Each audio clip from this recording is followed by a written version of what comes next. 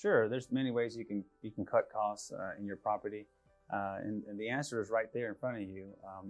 You talk to a bunch of vendors, you talk to a bunch of folks that work in your building that provide goods and services. So you try to capture some ways to find some economy of scales, and of course, talk to some of the people that are in your company, the company you work for, that have other properties, and perhaps say, hey, who do you use for a roofing vendor? Who do you use for a window washer?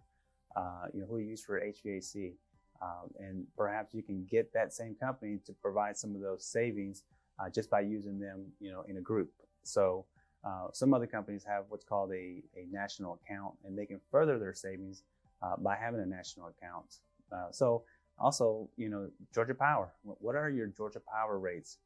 What do they look like? Are you looking at your bill? You know how many kilowatts you're using. You know the cost per kilowatt. And the cost per kilowatt is very important because you can renegotiate that. You can talk to Georgia Power and say, hey, I want to renegotiate my cost per kilowatt. So is that possible?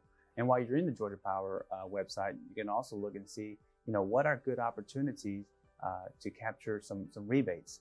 We have a lot of TI jobs going on in the building. We have a lot of special projects. I'd like to talk about low-hanging fruit. I want to talk about LED lights.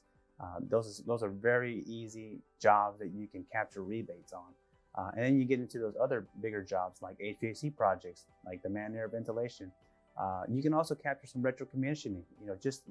You'll be surprised how much savings percent-wise you can save up to 15 to 20% on just retro commissioning. What is your building supposed to work, be like in terms of your HVAC? How is it supposed to operate?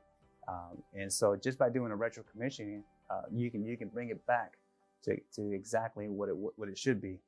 And then after that, then you can possibly do a major overhaul.